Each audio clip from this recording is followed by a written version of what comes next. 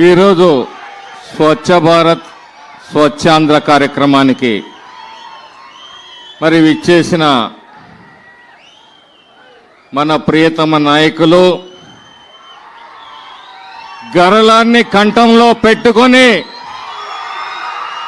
మనకి అమృతాన్ని పంచుతున్న మరి బోళా శంకరుడు కొవ్వొత్తిలాగా 75 సంవత్సరాల వయసులో మన కోసం కష్టపడుతూ మన రాష్ట్ర అభివృద్ధి కోసం మన బిడ్డల అభివృద్ధి కోసం ఈ రాష్ట్ర భవిష్యత్తు కోసం పాటుపడుతున్న గౌరవ ముఖ్యమంత్రి వర్యులు మాన్యశ్రీ నారా చంద్రబాబు నాయుడు గారికి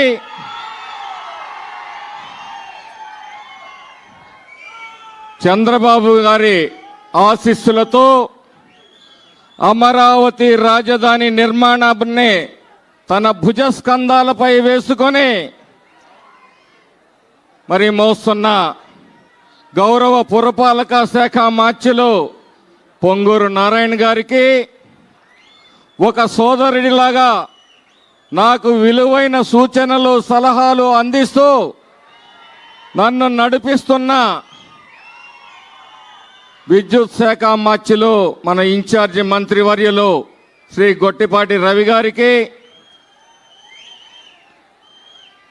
అభివృద్ధి ధ్యేయంగా మాచర్ల అభివృద్ధికి మూల స్తంభంగా నిలుస్తూ నిరంతరం పాటుపడుతున్న మన గౌరవ పార్లమెంటు సభ్యులు లావు శ్రీకృష్ణదేవరాయలు గారికి వేదిక మీద ఉన్న కేసీపీ మేనేజర్ గారికి అలాగే బంగారు కుటుంబాలకి మరి వారికి సహకారం అందిస్తున్న దాతలకు ఇక్కడికి విచ్చేసిన మాచర్ల ప్రజలకు తెలుగుదేశం పార్టీ అభిమానులకు కార్యకర్తలకు మీడియా మిత్రులకు అందరికీ హృదయపూర్వకమైన నమస్కారాలు.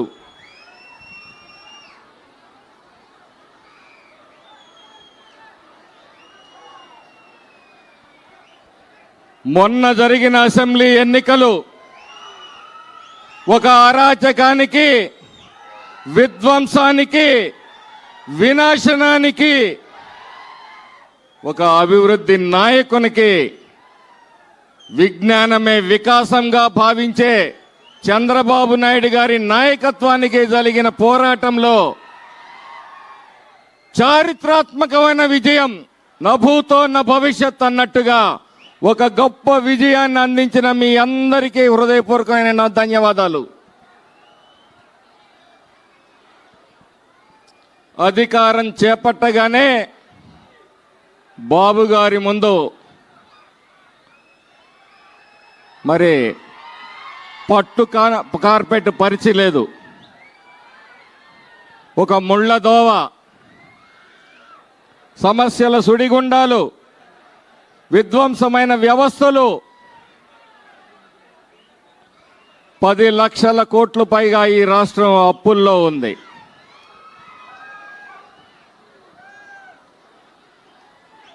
మరి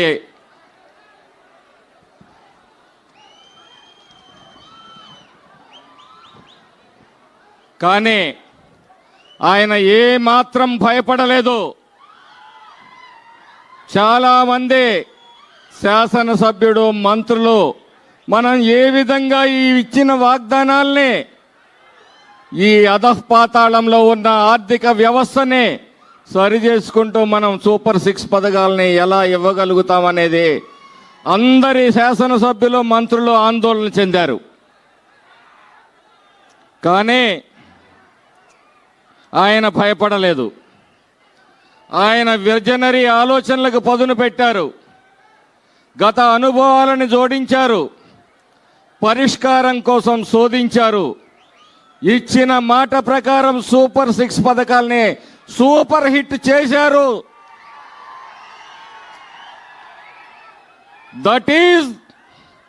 దట్ ఈజ్ చంద్రబాబు నాయుడు గారు.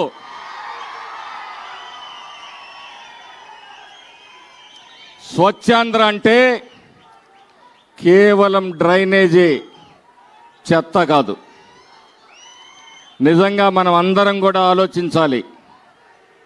మనం తాగే నీరు, మనం పీల్చే గాలి, మనం తినే ఆహారం కూడా ఈరోజు కలుషితం కాబట్టే మనం అనేక రకాల రోగాల వలన పడుతూ ఉన్నాం.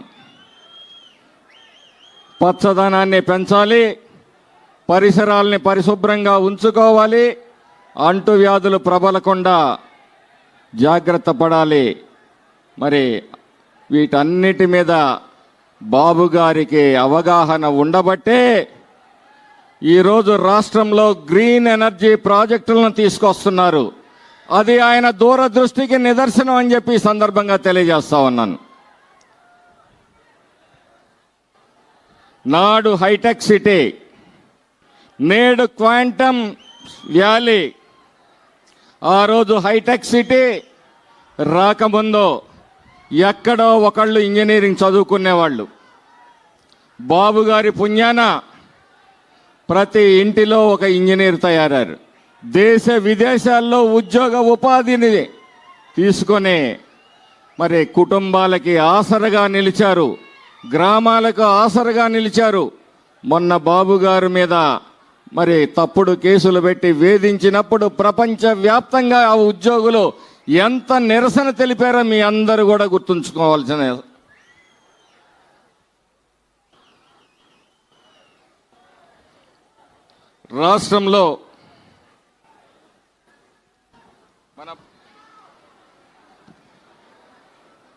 రాష్ట్రంలో నిరుద్యోగ యువతకు ఉద్యోగ ఉపాధి అవకాశాలు కల్పించడానికి మరి 10 లక్షల కోట్ల రూపాయలు ఈరోజు ఈ రాష్ట్రానికి పెట్టుబడులు వచ్చాయి అంటే విధ్వంసమైన గత పరిపాలననే మర్చిపోకముందే బాబు గారి మీద, కేవలం బాబు గారి మీద నమ్మకంతో ఈ రాష్ట్రానికి 10 లక్షల కోట్ల రూపాయలు పెట్టుబడులు వచ్చాయి.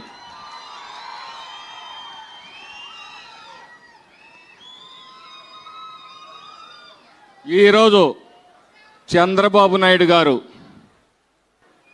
సామాజిక న్యాయం కోసం ఒక P4 కార్యక్రమాన్ని తీసుకున్నారు. సామాజిక న్యాయం చేయాలన్న బాబుగారి సత్సంకల్పానికి మరి ఆయన మనస్సు నుంచి పురుడు పోసుకున్న కార్యక్రమమే ఈ P4 కార్యక్రమం.